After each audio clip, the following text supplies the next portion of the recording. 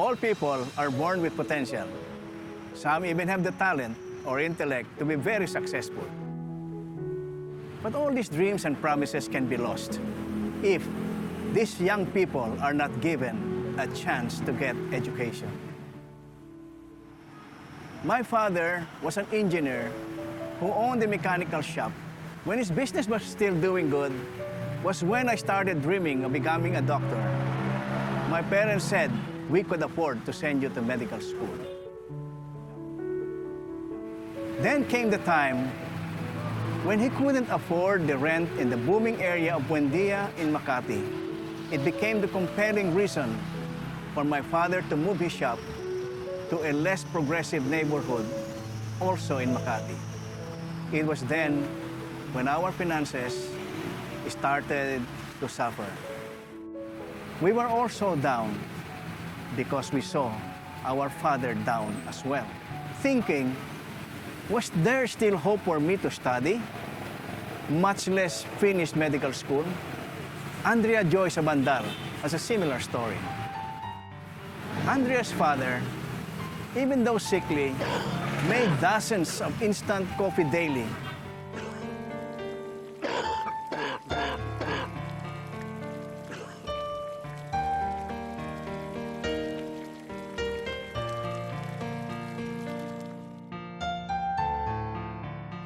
His children would deliver it to their regular customers in the public market. Kape!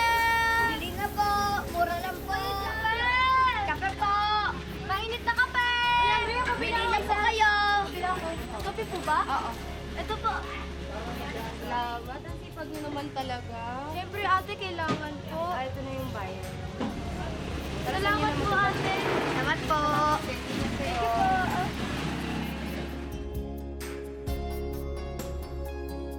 Kape po! Bili na po kayo ng kape! Kape po kayo dyan! Bili na po! Okay ng kape! Ay, eto po. Thank you. Yan na lang yung bayad. Sige po, dadaanan ko na lang po. Salamat po. Salamat po. Life was hard and it was about to get worse.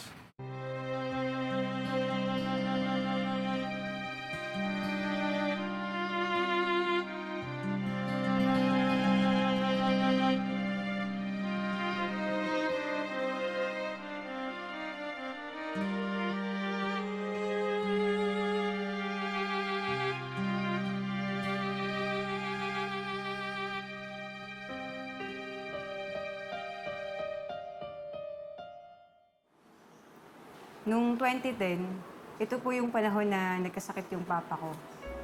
Nalala ko, elementary at saka high school, hindi ako ma-absent kasi sobrang active po sa paaralan. Nak, alam ko yung pangarap mo na makapagtapos ka ng pag-aaral. Kaso may hangganan lang tayo. Graduating na ngayon si kuya mo. Kaya kailangan natin siyang pag-aralin. Alam ko nang naiintindihan mo na kailangan tumigil sa pag-aaral.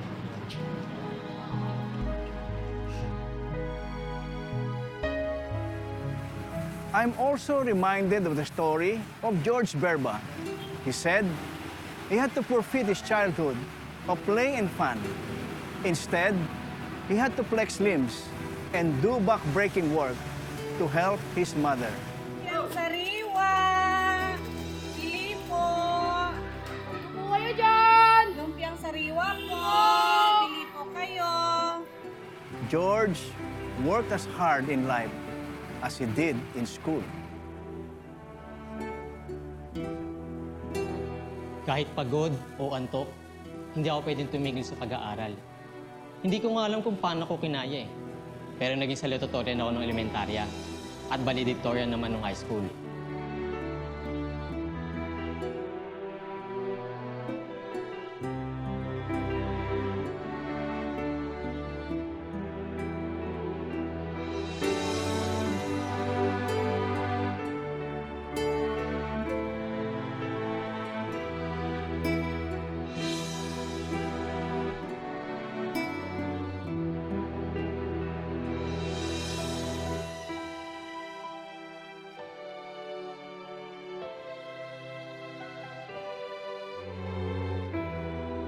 Pero nung magka-college na, parang di na ako magtutuloy kasi di naman namin kaya. Then, just when we think it's all over for us, our hard work, our prayers, and the presence of supportive people who came together to make our dreams come true.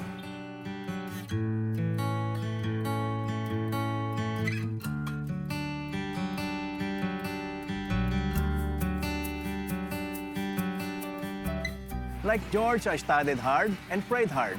It was through this kind of efforts from my end that I became a full scholar, both in college and in medical school.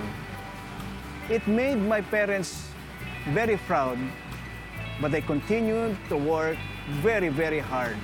My father said, kahit igapang ka namin, makatapos ka lamang.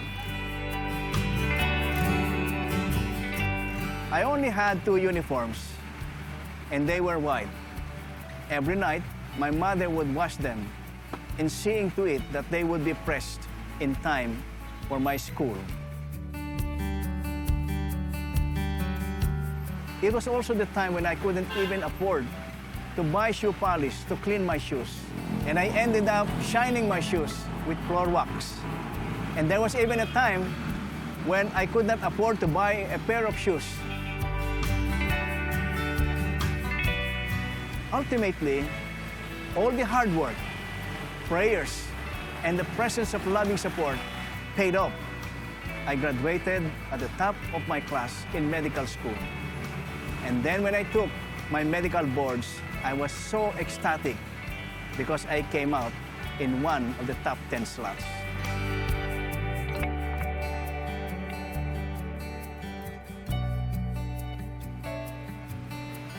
Things would also become promising for Andrea.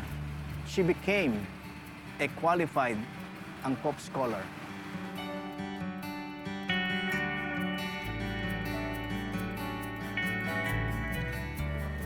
Ang kinuha ko pong kurso ay Bachelor of Elementary Education with specialization in Special Education.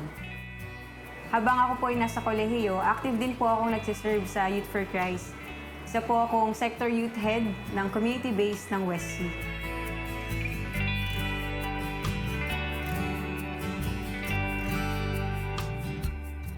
At pagkatapos ko pong mag-aral ay nakapasa po ako kaagad sa licensure examination para sa mga teachers. Napakasaya po nun dahil nag-iisa po akong ganap na special education teacher. Ngayon po ay ganap na po akong magtuturo sa public school kung saan ibabalik ko po ang aking mga biyayang natatanggap sa Diyos sa mga batang tuturuan ko sa school year na ito.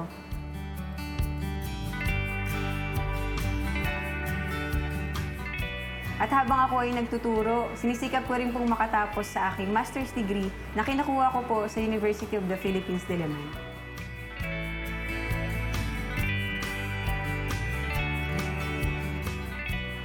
Andrea is now a full-fledged special education teacher, and she feels good being called Teacher Andrea.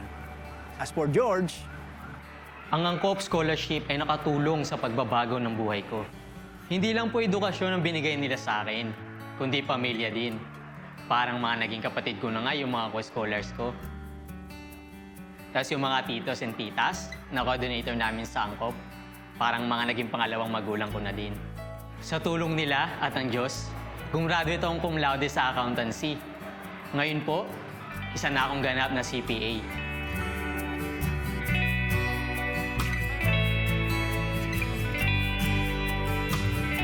Isa na nga din ako CTT o Certified Tax Technician. At ngayon naman, ay nag-aaral ako ng Juris Doctor at nangangarap na maging isang ganap na lawyer.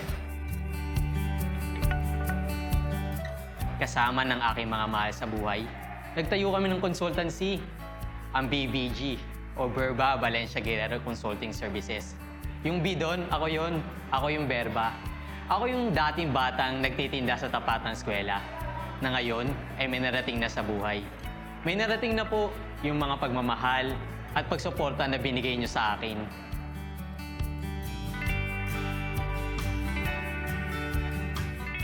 The stories I shared with you are all stories of inspiration and hope. They are also a wake-up call. Picture those thousands of out-of-school youth around us. They have the talent. They can become good professionals or even good political leaders. But it won't happen if we don't give them the chance of a good education. Brothers, sisters, and friends, let us help make these potentials become a reality. Let us make their dreams come true. Thank you for supporting ANCOP. Andrea Joy Sabandal, proud ANCOP alumni. Ako po si George Berba, isang proud ANCOP alumni. Ito po si Joy Yamamoto, humihingi ng inyong suporta para sa ating mga ANCOP scholars.